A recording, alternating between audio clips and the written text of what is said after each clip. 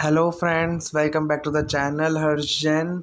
आज हम पढ़ने जा रहे हैं टर्शियरी एंड क्वाटरनरी एक्टिविटीज़, जो है chapter 2 fundamentals of human geography book का, क्लास 12th, ये टर्म 2 का इस बुक का सेकंड चैप्टर है, जिसका आज हम वन शॉट रिवीजन करेंगे। वीडियो शुरू करने से पहले आप सबसे रिक्वेस्ट करूँगा, प्लीज़ वीडियो को पूरा ज़रूर देखें, लाइक करें, शेयर करें, चैनल को सब्सक्राइब करना ना भूलें। स्टार्ट करते हैं हम टर्शियरी एक्टिविटीज़ से। सबसे पहले हम जानेंगे टर्शियरी एक्टिविटीज़ क्या होती है, उसके बाद हम टाइप्स ऑफ टर्शियरी एक्टिविटीज़ देखेंगे, उनको थोड़ा ब्रीफ में पढ़ेंगे उनके बारे में। उसके बाद हम टूरिज़म को देखेंगे, टूरिज़म क्या होता है, टूरिज़म कैसे एक इम्पॉर्टेंट टर्शियरी एक्टिविटी है। उसके बाद हम क्वाटरनरी एक्टिविटीज़ के बारे में पढ़ेंगे, फिर क्विनरी एक्टिविटीज़ के बारे में पढ़ेंगे, एंड एट लास्ट हम डिजिटल डिवाइड के बारे में पढ़ेंगे। स्टार्ट करते हैं टर्शियरी एक्टिविटीज़ से। जो एक्टिविटीज़ सर्विस सेक्टर से रिलेटेड होती है वो सब टर्शियरी एक्टिविटीज़ होती है। Tertiary activities highly skilled and expert peoples को एम्प्लॉय करती है।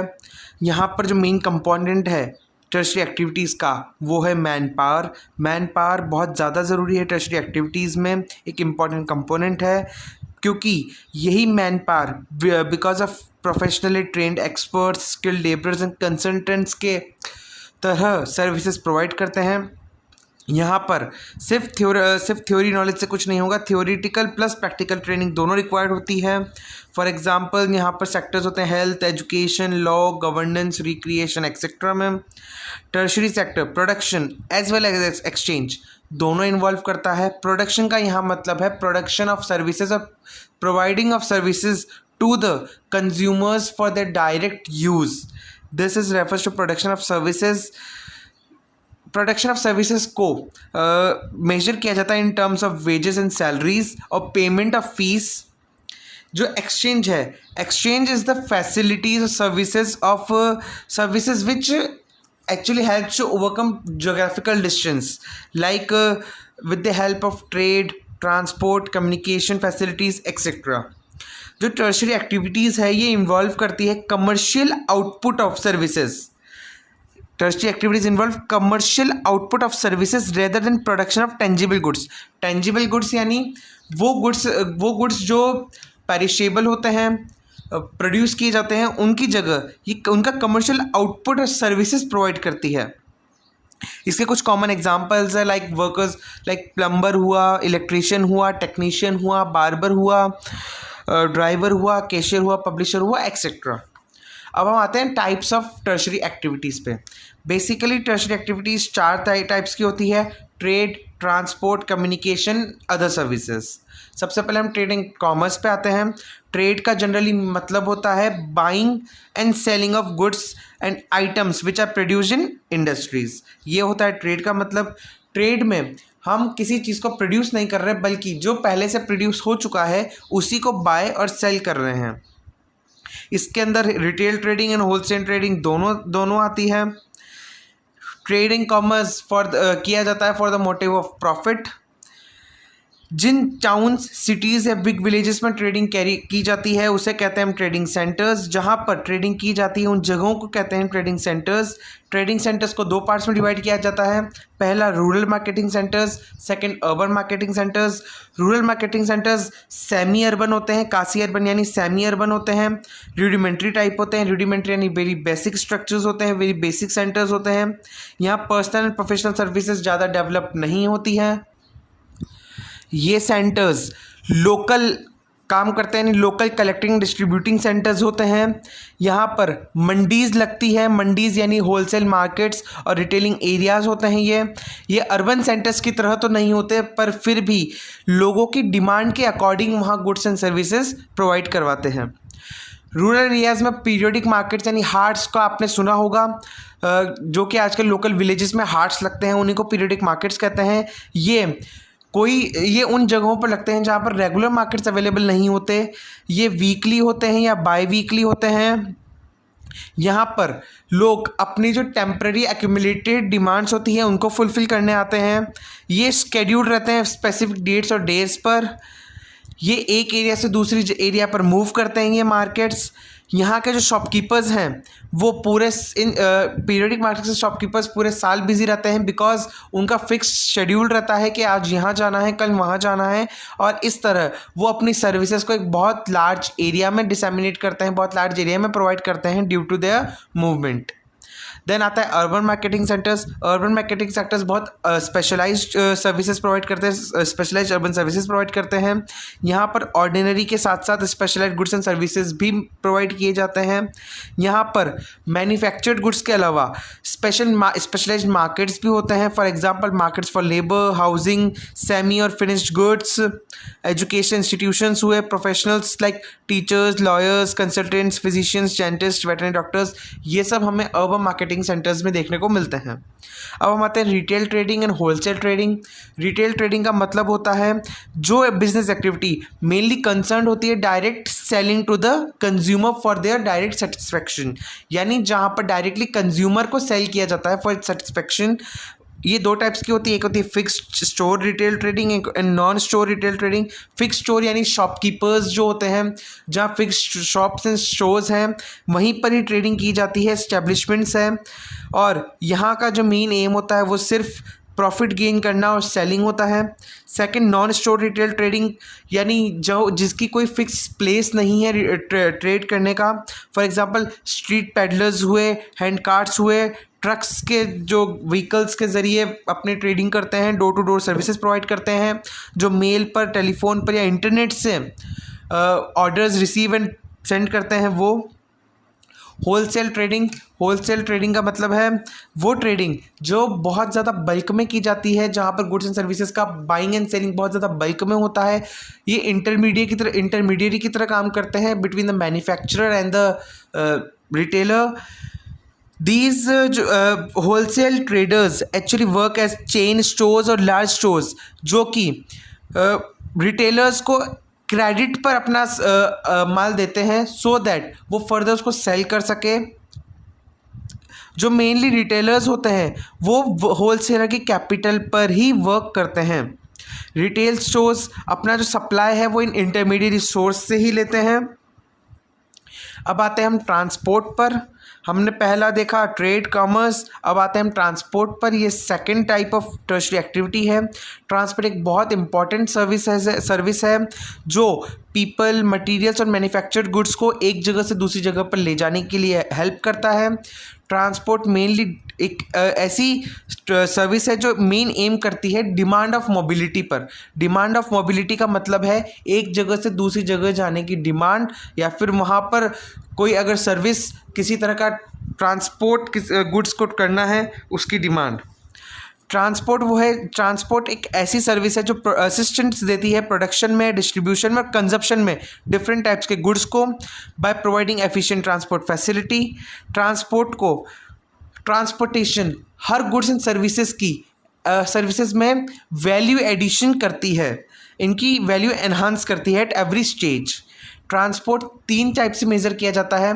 फर्स्ट किलोमीटर डिस्टेंस में, टाइम डिस्टेंस में, सेकंड और थर्ड कॉस्ट डिस्टेंस में। किलोमीटर डिस्टेंस का मतलब जो एक्चुअल रूट लेंथ है 2 प्लेसेस के बीच में वो आता है किलोमीटर डिस्टेंस में। सेकंड, जो एक जगह से दूसरी जगह जाने में जितना टाइम लगेगा वो आता है टाइम डिस्टेंस में। और एक जगह से दूसरी जगह जाने में जो कॉस्ट या एक्सपेंडिचर या एक्सपेंस आएगा वो होता है कॉस्ट डिस्टेंस। 2 फैक्टर्स डिमांड और रूट्स होते हैं जो अफेक्ट करते हैं ट्रांसपोर्ट को। जिस जगह की जितनी ज़्यादा पॉपुलेशन होगी वहाँ पर उतनी ही ज़्यादा डिमांड होगी ट्रांसपोर्ट की, और जिस जगह पॉपुलेशन कम होगी वहाँ पर डिमांड कम होगी ट्रांसपोर्टेशन सिस्टम की। रूट्स डिपेंड करते हैं ऑन द फैक्टर्स लाइक किस जगह पर 2 सिटीज़ लोकेटेड है, वो टाउन्स है, विलेज है, इंडस्ट्रियल सेक्टर है, ये सेंटर है, या रॉ मटेरियल प्रोड्यूसिंग एरियाज़ हैं।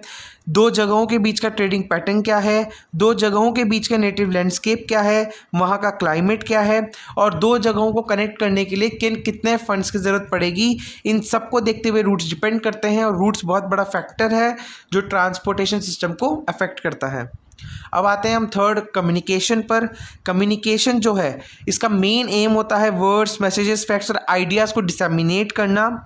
इन्वेंशन, किसका इन्वेंशन? राइटिंग का इन्वेंशन सबसे पहले बहुत बड़ा एक बून हुआ है सो दैट हम मैसेजेस को प्रिजर्व करके रख सकें। कम्युनिकेशन किसके कारण हो पाया? बिकॉज ऑफ ट्रांसपोर्ट एक बहुत बड़ा मेजर कारण है कम्युनिकेशन को सक्सेसफुल बनाने का। पहले के ज़माने में हम कम्युनिकेशन के लिए एनिमल्स का, बर्ड्स का यूज़ करते थे। आज हम बोट्स का, रोड का, रेल का और एयर का यूज़ करते हैं। इसी कारण जो ऑल फॉर्म्स ऑफ ट्रांसपोर्ट हैं उनको लाइंस ऑफ कम्युनिकेशन भी कहा जाता है। लाइंस ऑफ कम्युनिकेशन का मतलब ऐसे रूट्स जो कम्युनिकेशन प्रोवाइड करते हैं, कनेक्ट करते हैं, लिंक्स प्रोवाइड करते हैं between the origin to the destination, जिनको अपने कम्युनिकेट करना होता है, अपनी बात पहुंचानी होती है। जो लेटेस्ट टेक्नोलॉजिकल इन्वेंशंस है लाइक मोबाइल टेलीफोनी हुई, सैटेलाइट्स हुआ, इन सब ने कम्युनिकेशन को और ज़्यादा स्ट्रॉन्ग एंड इंडिपेंडेंट बना दिया ट्रांसपोर्ट से। बिकॉज अगर अब हमें किसी मैसेज को सेंड करना है तो हमें ट्रांसपोर्ट में लेटर भिजवाने की ज़रूरत नहीं है। आजकल हम मेलिंग का सिस्टम यूज़ करते हैं, SMS का सिस्टम यूज़ करते हैं। फिर भी आज इस वक्त जो पहले के प्रिवेलिंग सिस्टम्स थे लाइक पोस्ट, टेलीग्राम, ये सब आज भी बहुत काम के हैं। इनकी सिग्निफिकेंस लूज़ नहीं हुई है बिकॉज ऑफ द चीपनेस, क्योंकि वो बहुत चीप होते हैं। वो लार्ज वॉल्यूम में आज भी एट प्रेजेंट लार्ज वॉल्यूम में जो मेल्स और लेटर्स है उसको इंडियन पोस्ट हैंडल करता है। पोस्ट ऑफिसेस जो है वो हैंडल करते हैं all over the world. Transport system हर जगह डिफरेंट होते हैं। एरिया वाइज वो अपनी जो इन्फॉर्मेशन है उसे डिसेमिनेट करते हैं, उसे सर्कुलेट करते हैं। कम्युनिकेशंस के यहाँ पर दो मेजर एग्जांपल्स दे रखे हैं, telecommunications and mass media. Telecommunication जो है लेटेस्ट फॉर्म है कम्युनिकेशन सिस्टम का, जिसने डेवलपमेंट की जो एसोसिएटेड है मॉडर्न टेक्नोलॉजी से। इसके कुछ कैरेक्टरिस्टिक्स होते हैं जैसे कि कम्युनिकेशन सर्विसेज को इसने रिवोल्यूशनाइज कर दिया है। जिस स्पीड से हम टेलीकम्युनिकेशंस के ज़रिए मैसेजेस भेज सकते हैं वो काबिल तारीफ़ है। देन इसने लोगों का टाइम सेव किया, साथ ही साथ टाइम रिड्यूस भी कर दिया मैसेज पहुंचाने का।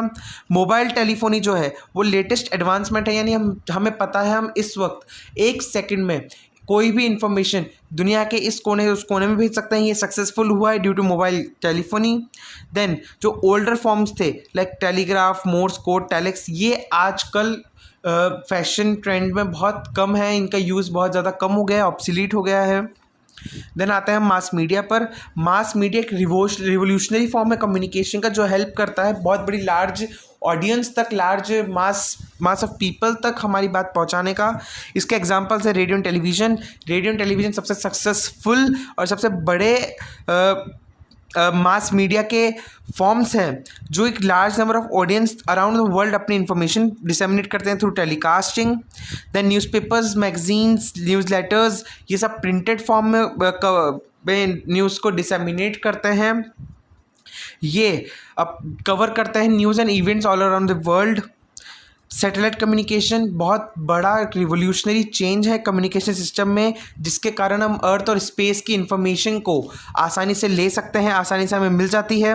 इंटरनेट ने तो सब दुनिया में तहलका मचा दिया। जो भी आज पॉसिबल है स्पीड कम्युनिकेशन हम वर्चुअली मिल पाते हैं, वो इंटरनेट के वजह से ही सक्सेसफुल हो पाया है, जिसने ग्लोबल कम्युनिकेशन सिस्टम को पूरी तरह से रिवोल्यूशनाइज कर दिया है।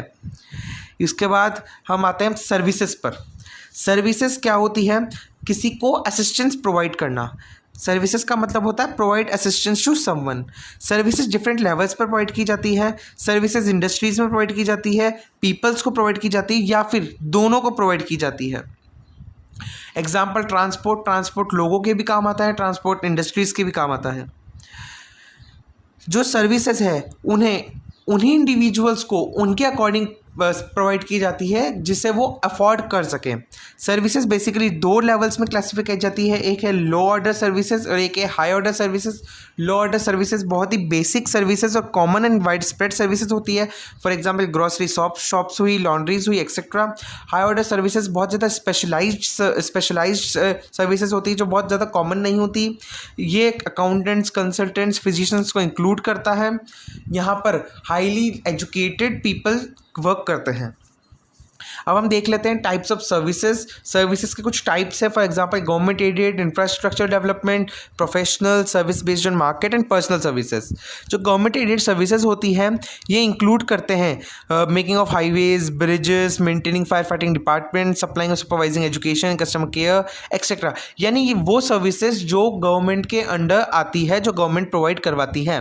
इंफ्रास्ट्रक्चर डेवलपमेंट सर्विसेज यानी for example development of transport, telecommunication, energy, water supply etcetera, जो कि under the joint supervision of state और यूनियन लेजिस्लेशन किया जाता है। जो सर्विसेज प्रोवाइड की जाती है for the development of infrastructure. Professional services like health care, engineering, law and management, ये services public as well as private दोनों तरह से प्रोवाइड करवाई जाती है। बेस्ड ऑन द मार्केट, ये जो सर्विसेज होती है ये डिपेंड करती है लोकेशन ऑफ मार्केट पर। मल्टीप्लेक्सेस एंड रेस्टोरेंट्स लोकेशन, अगर हमें सीबीडी का मतलब होता है वो एरियाज़, वो डिस्ट्रिक्ट के मेन एरियाज़ जो कि कमर्शियल या फिर इकोनॉमिक सेंटर्स होते हैं किसी भी जगह के, वहाँ पर हमें मेनली हाई क्लास कंज्यूमर्स देखने को मिलेंगे। वहाँ पर ये सर्विसेज कहीं ज़्यादा डेवलप की जाती है क्योंकि वहाँ पर लोगों को रिक्रिएशनल एंड एंटरटेनमेंट सर्विसेज की बहुत ज़्यादा हाई डिमांड रहती है। कई सारे फैक्टर्स इसके लिए डिपेंडेंट है। फॉर एग्जांपल गोल्फ कोर्स इसका एक एग्जांपल है। इसके लिए कई सारे factors like availability of vast land area चाहिए, लो कॉस्ट ऑफ लैंड चाहिए as compare to CBD.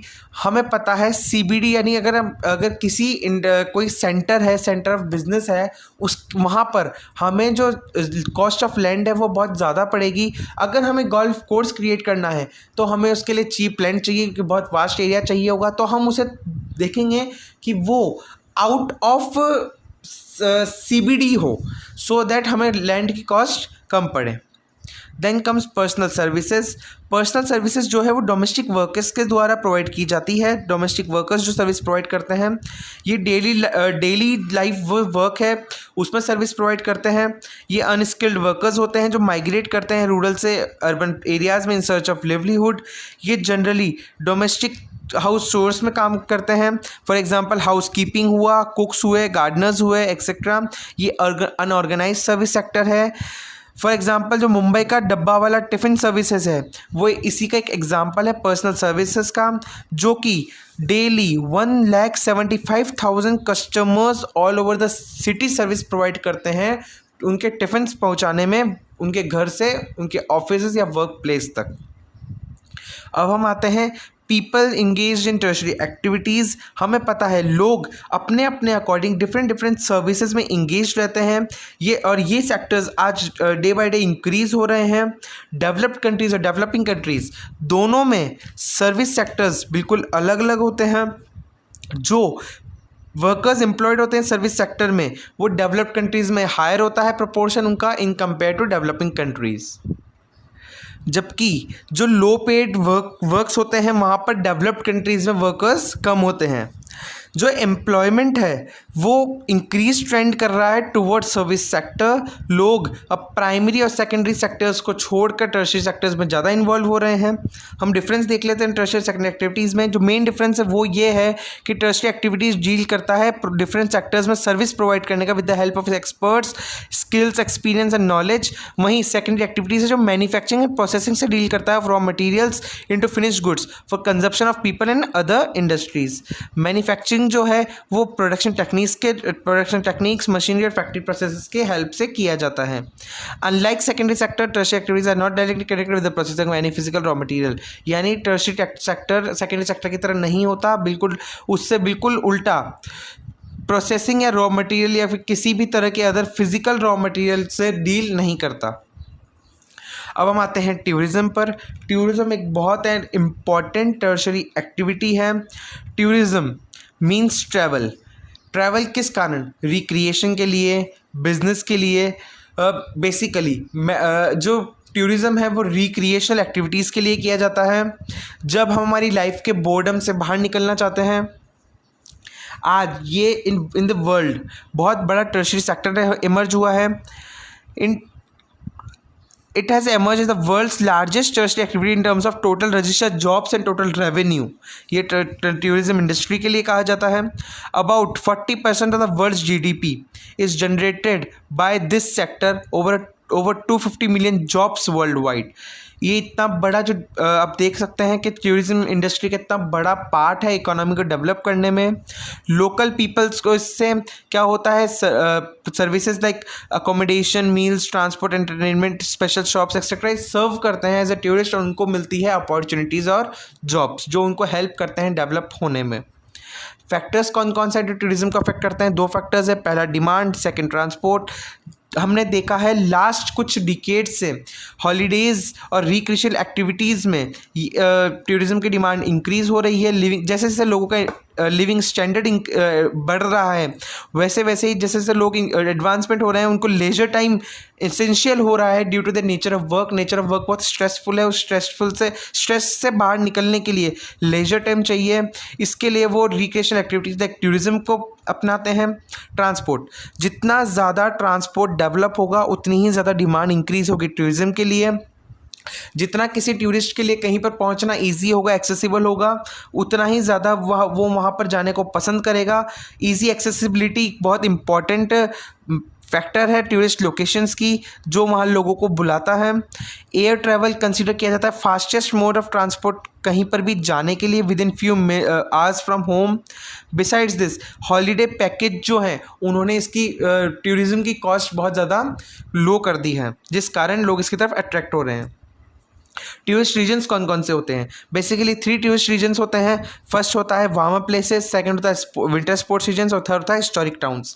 Warm up places generally colder regions से लोग जो लोग कोल्डर रीजन्स में लेते हैं वो अपने फेवरेबल कंडीशंस के लिए वार्मर प्लेसेस में जाते हैं। For example places around the Mediterranean coast and west coast of India लोग आते हैं, केरला वगैरह में, to enjoy the pleasant summer season.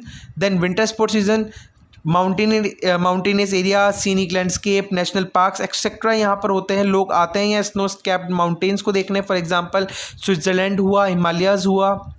Then historic towns, लोग देखने आते हैं अपनी कल्चरल हेरिटेज को, लाइक मॉन्यूमेंट्स हुए, हेरिटेज साइट्स हुए, कल्चरल एक्टिविटीज़ जहाँ होती हैं। ये कई सारे foreigners as well as native tourists को अट्रैक्ट करते हैं हिस्टोरिक टाउन्स। अब टूरिस्ट अट्रैक्शंस क्या होती है? मेन फैक्टर जो टूरिस्ट अट्रैक्शंस पे डिपेंड करते हैं, first climate, second landscape, third history and art, fourth culture and economy. जितना ज़्यादा क्लाइमेट सुटेबल होगा किसी जगह का, लोग उतने ही ज़्यादा अट्रैक्ट होंगे। अगर जगह बहुत ज़्यादा एक्सट्रीम हॉट या एक्सट्रीम कोल्ड है तो भी लोग वहाँ जाना पसंद नहीं करते। फेवरेबल क्लाइमेट होगा तो वहाँ पर लोग जाएंगे। फॉर एग्जांपल अगर सीज़न समर है तो लोग प्रेफर करेंगे कि वो हिली एरियाज़, माउंटेनियस एरियाज़ में जाएं, और अगर विंटर सीज़न है तो लोग प्रेफर करेंगे वो वार्म बीचेस पर जाएं। क्लाइमेट एक मेन रीज़न है टूरिज़्म का, जिसने सदर्न यूरोप और मेडिटेरेनियन रीजन को फ्लरिश किया है। जो मेडिटेरेनियन रीजन का क्लाइमेट है वो एक्चुअली रिलेटिवली वार्मर है यूरोप के अदर पार्ट से। यहाँ पर हाई टेम्परेचर उनको मिलता है, लॉन्ग आवर्स मिलते हैं सनशाइन के, और लो रेनफॉल रहती है through out the holiday season, जो लोगों को बहुत ज़्यादा अट्रैक्ट करता है। People going for winter holidays have a specific climatic requirements such as high temperature in their homelands और higher snow cover for winter sports such as skiing। जो लोग वार्मर एरियाज़ में रहते हैं उनको प्रेफरेंस रहता है कि हम कोल्ड एरियाज़ में घूमने जाएं। जो लोग कोल्ड एरियाज़ में रहते हैं उनको प्रेफरेंस रहता है हम वार्म एरियाज़ में घूमने जाएं। देन लैंडस्केप्स, जितनी ज़्यादा नेचुरल सीनिक ब्यूटी लोगों को देखने को मिलेगी उतने ही ज़्यादा लोग वहाँ से अट्रैक्ट होंगे। For example mountains, lakes, particular sea coast, landscapes etcetera. History and art, जिस जगह की हिस्ट्री बहुत फ्लरिश्ड होगी, जहाँ का आर्ट बहुत ज़्यादा फेमस होगा, लोग वहाँ पर अट्रैक्ट होंगे उन्हें देखने के लिए। Like ancient and picturesque towns, archaeological sites जहाँ पर कासल्स, पैलेसेस, चर्चेस, बैटलफील्ड्स और एक्सकैवेशन साइट्स है, लोग वहाँ जाना पसंद करेंगे। कल्चर एंड इकोनॉमी, जिस जगह का कल्चर बहुत ज़्यादा फेमस होगा, जिस कल्चर बहुत यूनिक होगा, लोग वहाँ जाना भी पसंद करते हैं। वहाँ के आर्ट और कल्चर में इंटरेस्ट लेते हैं due to varying colours of the customs. अगर कोई रीजन चीप कोस्ट प्रोवाइड करता है अपने टूरिस्ट को तो वो भी बहुत ज़्यादा पॉपुलर होता है वहाँ पर attractions as a tourist spot बनने के लिए। Home stay have become profitable business for local people who provide accommodation cheaper cost to tourist such as heritage homes in Goa, Madikeri in Coorg in Karnataka. आज होम स्टेज बहुत ज़्यादा एक प्रॉफिटेबल बिजनेस बन चुका है in areas like Goa, Madikeri, Karnataka, जहाँ पर लोग टूरिस्ट को एज रेंट पर अपने घरों में अकोमोडेट करते हैं, होटल्स, रिजॉर्ट की फॉर्म में। ये लोगों की इकोनॉमी इंक्रीज, ये इकोनॉमी में एज अ बूस्ट काम कर रहा है। अब हम आते हैं मेडिकल टूरिज्म पर। टूरिज्म सिर्फ रिक्रिएशनल एक्टिविटीज़ के लिए नहीं, सब कभी कभी मेडिकल टूरिज्म, बिजनेस टूरिज्म भी किया जाता है। मेडिकल टूरिज्म किया जाता है जब इंटरनेशनल टूरिज्म एक्टिविटी है। वैसे मेडिकल टूरिज्म किसी भी मेडिकल ट्रीटमेंट के लिए, फॉर एग्जांपल अगर इंडिया में किसी स्पेशलाइज्ड डॉक्टर, किसी स्पेशलाइज्ड सर्जन की ज़रूरत है और वो यूएसए से इंडिया आ रहे हैं, तो वो मेडिकल टूरिज्म से वो उसको हम मेडिकल टूरिज्म कहेंगे, बिकॉज वो ट्रीटमेंट के लिए यहाँ पर आ रहे हैं। या फिर हम यहाँ से कनाडा किसी बीमारी का इलाज कराने जा रहे हैं, तो वो भी हम मेडिकल टूरिज्म के अंदर लेंगे। इंडिया में जिस तरह से मेडिकल फैसिलिटीज़ इंक्रीज़ हो रही हैं, ये कई सारी कंट्रीज़ को अट्रैक्ट कर रहा है एज अ फेवरेबल डेस्टिनेशन। एक कई सारे मेडिकल टूरिस्ट को अट्रैक्ट कर रहा है as a favourable place.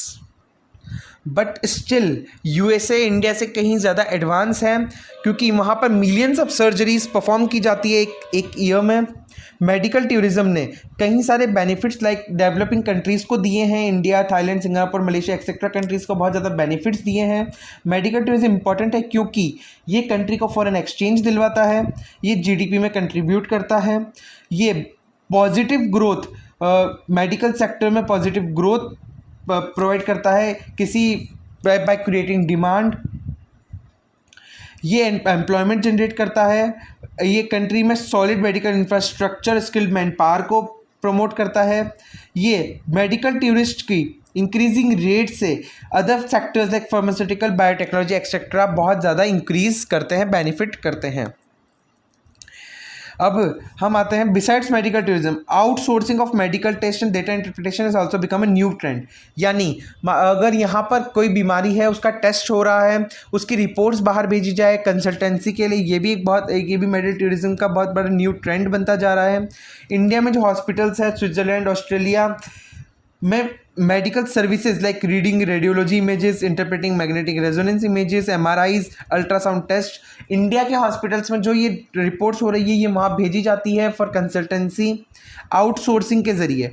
Outsourcing बहुत ज़्यादा एडवांटेजेस प्रोवाइड करता है पेशेंट्स को, इससे उन्हें कहीं जाने की ज़रूरत भी नहीं पड़ती, साथ ही साथ उनको क्वालिटी और स्पेशलाइज्ड लोगों से कंसल्टेंसी मिल जाती है।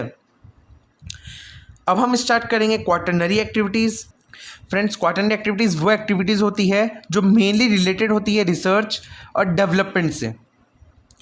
यहाँ पर जो वर्कर्स होते हैं वो स्पेशलाइज्ड नॉलेज के होते हैं, टेक्निकल स्किल्स उनके पास ज़रूरी होती है। Quaternary activities involve collection, production and distribution of information.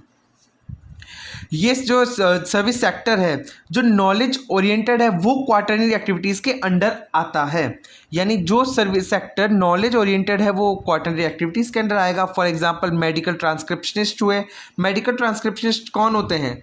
वो लोग जो डॉक्टर्स की प्रिस्क्रिप्शंस को रीड करते हैं और जो किसी मेडिसिनल फार्मास्यूटिकल्स पर रिसर्च करते हैं, डेवलपमेंट करते हैं। वो सीईओ हुआ कोई एमएनसी मल्टीनेशनल कंपनी का, ये सेक्टर के अंदर कैटेगराइज किए जाते हैं।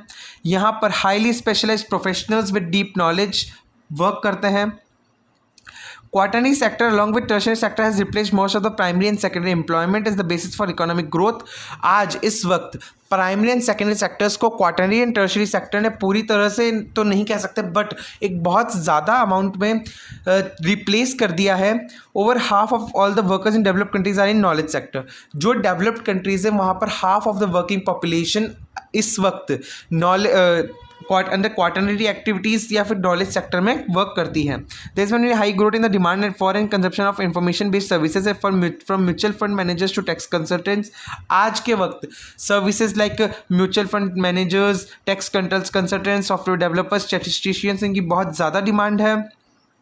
Personnel working in office buildings, elementary schools, university classrooms, hospitals and doctors, offices, theaters, accounting and brokerages firms, ये सब इन सर्विसेज से बिलोंग करती है, क्वाटरनरी सर्विसेज से। इनकी आज बहुत ज़्यादा डिमांड इंक्रीज हो रही है due to increase in the knowledge sector. अब हम पढ़ेंगे क्वीनरी एक्टिविटीज़। क्वीनरी एक्टिविटीज़ वो सर्विसेज होती हैं जो कि मेन फोकस करती है क्रिएशन पर, रीअरेंजमेंट पर, इंटरप्रिटेशन पर, नए और एग्जिस्टिंग आइडियाज़ के, डेटा इंटरप्रिटेशन के और न्यू टेक्नोलॉजीज़ को किस तरह इवेल्युएट किया जाए, उनका यूज़ किया जाए। यहाँ पर जो क्विनरी एक्टिविटीज़ में जो लोग काम करते हैं वो highest level of decision makers और पॉलिसी मेकिंग होते हैं, इनको गोल्ड कॉलर प्रोफेशनल्स कहा जाता है। Workers of quinary activities are called gold professional workers, जो कि top most work like policy making, creating new ideas पर काम करते हैं। They are considered subdivision of tertiary sector representing special and highly paid skills of senior business executives, government officials, research scientists, financial and legal consultants. Culinary activities को tertiary activities का ही सब sector कहा जाता है, बट यहाँ पर जो included लोग होते हैं वो हाईली पेड स्किल्स के होते हैं, लाइक सीनियर बिजनेस एग्जीक्यूटिव्स हुए, गवर्नमेंट ऑफिशियल्स हुए, रिसर्च साइंटिस्ट हुए, फाइनेंशियल लीगल कंसल्टेंट्स हुए।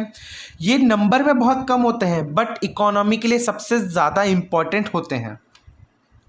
क्विनरी एक्टिविटीज़ के ट्रेंड्स, क्विनरी एक्टिविटीज़ में knowledge processing outsourcing KPO and home shoring बहुत बड़ा अल्टरनेटिव बन के आया है आउटसोर्सिंग का। आउटसोर्सिंग का बेसिकली मीनिंग क्या होता है? आउटसोर्सिंग का मतलब होता है हम हमारा कुछ वर्क, मतलब हम हमारे कोर वर्क पर काम करेंगे और हमारा जो बाकी का एक्स्ट्रा वर्क है to improve our efficiency and reduce our cost हमने किसी और को दे दिया ओवरसीज लोकेशंस पर, सो दैट वो हमारा वो बाकी वर्क संभाले।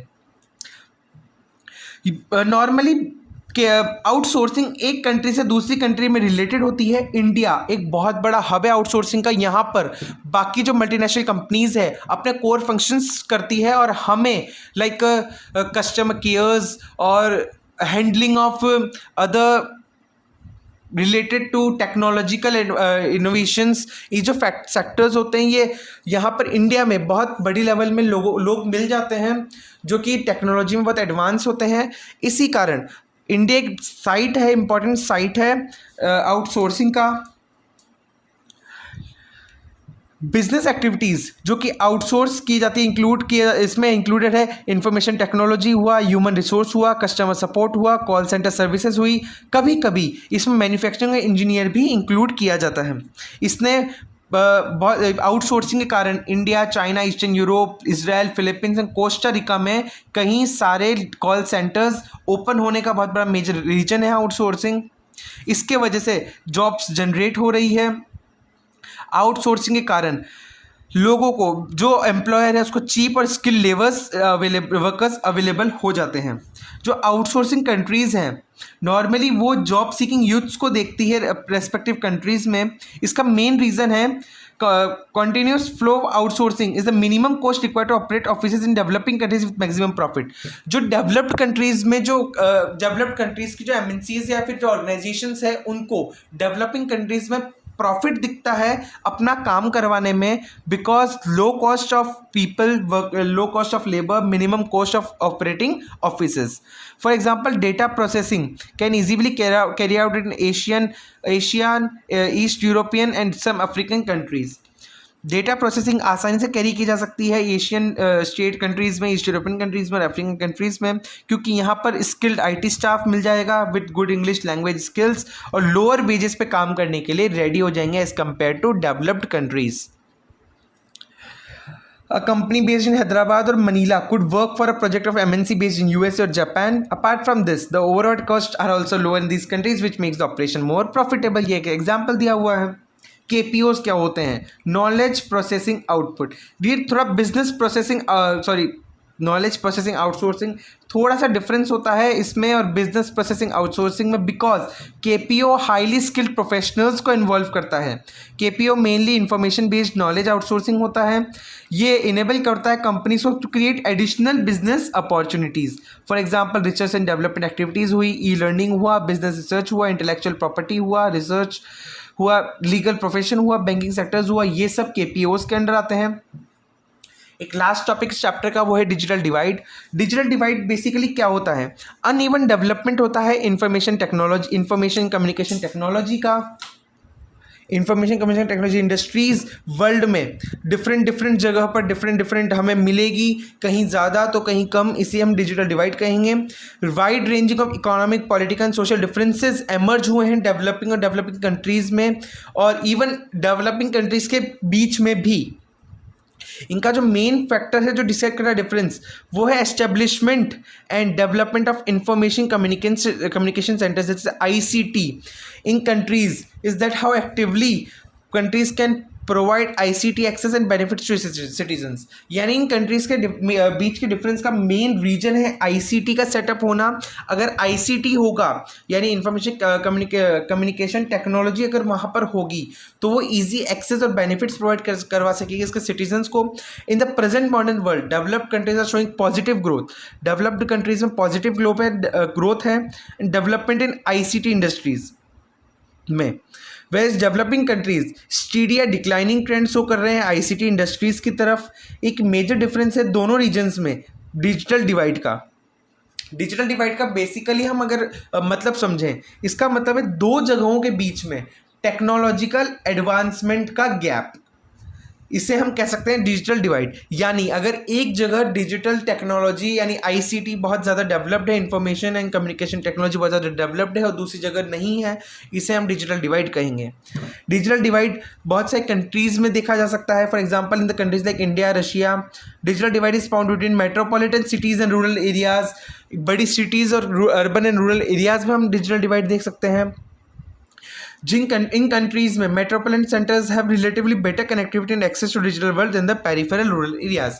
Like for example our country India, यहाँ पर भी अगर हम देखें दिल्ली मुंबई, इन दोनों का कहीं ज़्यादा एडवांस होगा ICT in compare to small towns और small other urban centres. Thank you friends video को पूरा देखने के लिए। अगर आपको कोई भी डाउट हो तो आप कमेंट बॉक्स में पूछ सकते हैं। तब तक के लिए ऑल द बेस्ट, जल्दी ही मिलेंगे नेक्स्ट वीडियो में।